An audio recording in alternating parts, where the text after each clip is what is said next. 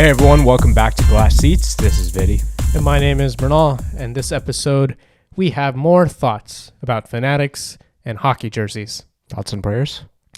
Basically. Yeah, basically, at this point. We talked about this subject way back at the beginning of our show. I think like episode 2, maybe? It's one of the early ones, before 10, before we hit 10. Before we hit 10, and this is about Fanatics, the sportswear company, taking over NHL manufacturing for on-ice product over from Adidas at the start of next season. Mm-hmm. Fanatics has also been working on MLB jerseys, and it has been going very, very poorly. Yeah. So we're going to talk about that and what it might mean for the NHL next season. Yeah. So MLB players have been complaining about the quality of their jerseys. MLB uniforms are designed by Nike, manufactured by Fanatics. So they've been complaining that their fit is not right, the fabric feels weird, and the latest controversy is the pants. The pants are so thin that they are basically see-through. Yeah. And in some of the promotional photos, we are seeing that you can see the outline of their tucked jersey in their pants. Some of the players, you can see like logos of like their compression shorts that they wear underneath their uniforms. Yeah. And even some not safe for work parts are visible. We won't put that on the screen, but we'll show the other stuff. Yeah. Yeah. That has to be unacceptable, right? If you're Fanatics, anything flies at this point, I think. What do you mean anything flies? Cut corners where you can, make money where you can. It seems like that's their motto. So. And, the players are not happy. These are some quotes from Tony Clark, who is the leader of the MLB Players Association. Yeah. A lot of rhetoric is confirmation that the pants are see-through. Clark said it's been an ongoing conversation where each day has yielded something new that doesn't seem to make as much sense as you would like it. Yeah. And this is like, before we get any further, they haven't even like played the sport yet. MLB season hasn't started. It's preseason right now. Yeah. They're not going hard yet. And all these problems are already arising. Yeah. So, it's like spring training is what they call it. I don't follow baseball. Yeah. But I don't either. Yeah. Some other quotes. There are teams that have pants and jerseys, Clark said. There are some teams that don't have pants. There are other teams that are supposed to be receiving certain things before the start of the year. There are others that, in the event they have an issue with the pants and a player needs a new pair, don't have anything in reserve. So even outside of just the designing, there's issues with supply chain and availability for these jerseys, which is like, if you're going to supply a professional sports league, bare basics, right? Yeah. You be getting your equipment on time. Those poor equipment managers who have triples of everything. Yeah. Now they're scrambling. And a player ripping their pants is not unheard of. No, it's pretty normal. They slide on dirt and all that stuff, right? Like it could happen, especially if you made them so thin they're see-through. Yeah, not great. Not a great situation. I don't think America's fans of America's family pastime of the summer are going to be happy. Are you the stereotypical sitcom, close the kids or cover the kids' eyes? Yeah. Is that what you're going to do every time your player's up for bat now? Or, sliding down to home plate? Yeah. There might be some blame to pass around, though. Fanatics technically have been manufacturing MLB uniforms for the past 4 years. Yes. But what's changed this year is Nike has introduced their new Nike Vapor Premier jersey, which is supposed to be 25% more stretchable and more lightweight and breathable. Or is that just jargon to make things thinner? I have a problem with that. Let's call it a narrative. I'm honestly going to call it a narrative because I think that's a bunch of horseshit. All this talk about performance wear and it's meant to be lighter and it's it's stretchier and whatever you want to call it. Is it though? Is it really though? Or is it just, are they just cheaping out on material? Ingredients. On material. It is ingredients at this point. They're just cooking up bullshit at this point. like what are you supposed to do? Like, guys, it's just because it's cheap. Like, let's take an example of H&M. Great for the first time you wear it. You put it in the wash once, it's done. For most of their shirts, you could say. I mean, right? that's the problem with cross fashion these days. Fast fashion, that's what it's been termed, right? Yes. Where things are not made to last. And now you're going to give that for a league that has to play 200 something or 100 something 112, games. I think. Yeah. Not counting playoffs. Yeah. So possibly 200-ish, around close to 200 games a year.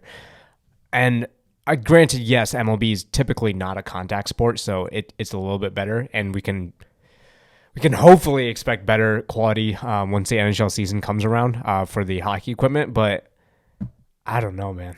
Yeah, I don't know. I think last time we talked about this, that was my saving grace, where I said, yeah, maybe the fan stuff might be kind of Terrible, bad. yeah. Like Fanatics has been doing NHL fan gear for a few seasons now, and it's not gone great, Yes. to say the least. Yeah. But my saving grace was, oh no, I think they'll take care of the players because that's actual on ice product. But it seems like in the MLB this year, they're not even doing that. Yeah. I'm having doubts. So also the question of, is this Nike's fault or Fanatics' fault, I think will be answered by the start of hockey season next year. If hockey has these same problems, there's one common denominator, right? Yeah. But like we said, baseball is not really a contact sport. Yeah. So how are these jerseys, if they're really this thin and all those kind of issues come up, going to hold up against checking, sliding on the ice, running into goalies, having people with knife shoes on, Knife shoes, yeah. running around Yeah. and flying around, Yeah. you know? Like it's just going to be shredding off of you. Yeah. So imagine there's just, granted, there's not many slap shots in the NHL nowadays, but let's say there's just an there's no slap shot because nobody winds up, but let's not pretend that snapshots aren't just as hard these days. Yeah. Let's say there's like a 80, 90 mile per hour clapper coming towards you. Yeah. As a goalie.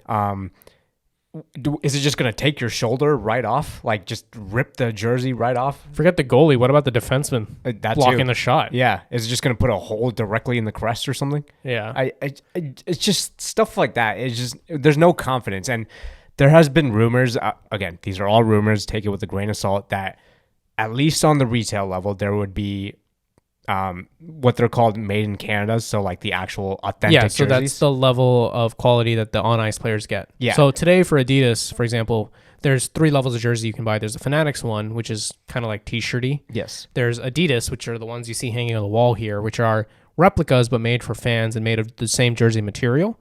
And then there's the made in Canada's, which is what the players get, which is hand-stitched, higher quality threading, all that kind of more stuff. durable in general. Yeah, essentially. So there have been rumors that Fanatics will at least try to make those available for retail in the NHL.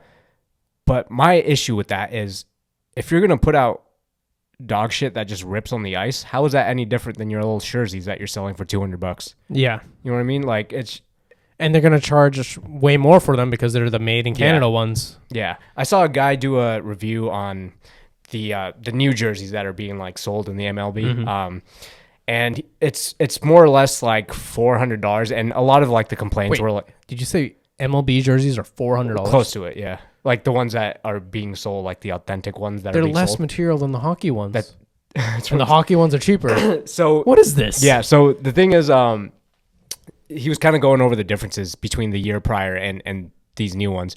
And obviously there's been the complaints about, the small nameplate and whatever. So he did say there were some like pros and cons in the sense that sure, like it's now more stretchy or something like that. Whatever technology they're using, I don't know too much about it, but there's not too much logo design on MLB jerseys in general. Mm-hmm. And the one time they did it, it was on the shoulder and it was screen printed. I was like, if you're paying $400 for a jersey, everything should be hand stitched. Nothing should be screen printed. Screen print, that's just a t-shirt. It's a t-shirt. It's the reason I don't buy the Mitchell and Ness jerseys, which are also owned by Fanatics now, unfortunately, because those used to be really good, and now they're just $200 t-shirts. I have one of those Fanatics level ones, and I got it for cheap, so I bought it. I don't think you meant to buy it, though. Didn't you say you got that as like a mystery box type of deal? No. I got it from Cool Hockey, and it was you buy the jersey, and you get another jersey, but the one you get is a mystery. Yeah, so the mystery box, right? So the mystery box one was a Reebok. Okay. The one I actually bought was a Fanatics one. Okay. So they were just trying to get rid of it, or? Yeah, basically it was a deal. It was like an end of season deal to like get rid of some old stock. Yeah. And granted, I completely understand, like, let's be real. Things are expensive nowadays, and hockey jerseys and apparently MLB jerseys, they're not the cheapest thing ever. And at the end of the day, they are a luxury. It's a luxury. It's a shirt. But my biggest issue with Fanatics is I understand making lower tier, let's call it, tier wear for sports fans, but you're still basically charging Adidas money for it. Yeah, you're charging the same price that what we paid today Yeah. for high quality, right? Yes. And even Adidas, like the price went up, right? Like Reeboks were even cheaper. Yeah. Back when Reebok made the NHL stuff. Granted, it was Reebok Premier, which is still technically a replica. Yeah, but it was a high quality replica. But it was about the same quality as these ones. Yeah, I would argue the Adidas were like a hair better, at least in terms of like wearability and like the overall flow of it.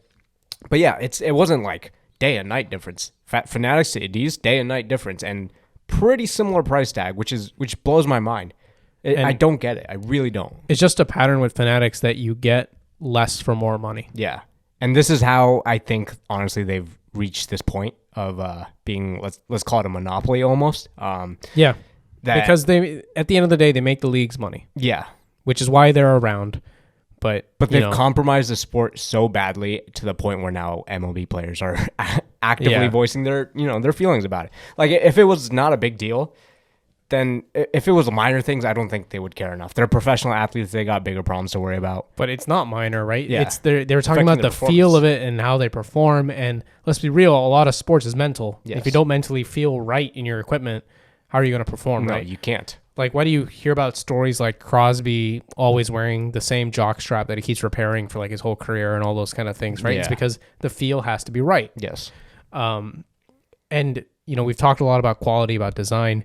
There's a whole other aspect to this, which is Fanatics logistics is kind of terrible. Yeah. Yes, it is.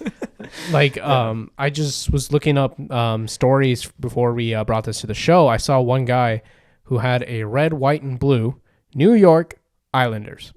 Yeah. With the Rangers logo. With the Rangers logo on it. Yeah. And then I was reading his story. Yeah. Or I shouldn't say he, I don't know who it is. Yeah. But he or she, I was reading their story. Mm-hmm. And it was basically said, oh, I got this New York Islander shirt. Ha ha, how funny. I'm going to send it back and get a replacement. The replacement was also the New York Islanders with the Rangers logo. So they just put like return to sender again, like Uno reverse card almost. Basically. Bright side and like not so bright side. There's like little tiny errors that make a jersey super unique, and then those go on eBay for like crazy expensive. This is just Fanatics has continuously fucked up so many times that I don't think it's like unique anymore. So upside and downside to it. You are ready to have a San Jose Kings jersey? Oh my God, shut up. How about a Vegas Kraken jersey? Edmonton Flames. Yeah, that's some of these jerseys are gonna just cause bar fights just for the way they are. You know what I mean? Boston Canadiens. Yeah. Would it be funnier to have something like Edmonton Flames or Calgary Oilers, or to have two teams that are just completely unrelated? You mean like Florida Canucks? Oh, I thought you meant like just different leagues. Like that'd be even funnier. Like San Jose Sharks, but they put the Shanghai Sharks logo or something like that. Like they put the Warriors logo. Yeah, they're like, this works, right? Put Curry on the back. I'm like, the San Jose 49ers. Yeah, who knows? Anything's possible. Anything is possible with Fanatics, and again, these are not cute one-off mistakes. Oh, we were tired one night. This is just terrible quality control. Yeah. So. We'll see. We'll see. But our jersey collecting days may be nearing their end. Which is, you know what? I'm fine with it. I was initially very angry about this when we first recorded that initial episode almost a year ago at this point. But now I'm seeing the silver lining into this, and it's that all I have to look for now is the Reebok vintage jerseys on eBay. So my search got a lot easier and a lot more money staying in my bank account. So you know what? Go ahead, Fanatics, because eventually you're going to get the book thrown at you. It's just a matter of time. The one secret to financial health, Fanatics. Because nobody wants your shit product for $200. So if you're upset as upset as we are, drop a like on this video. Subscribe if you want to see some more. And we'll keep bringing up jersey talk. It's one of our favorite topics, I think. Yeah, I think it is. So, subscribe if you're listening to this on audio. Leave a rating, review, helps us grow the show. Yep. See you later.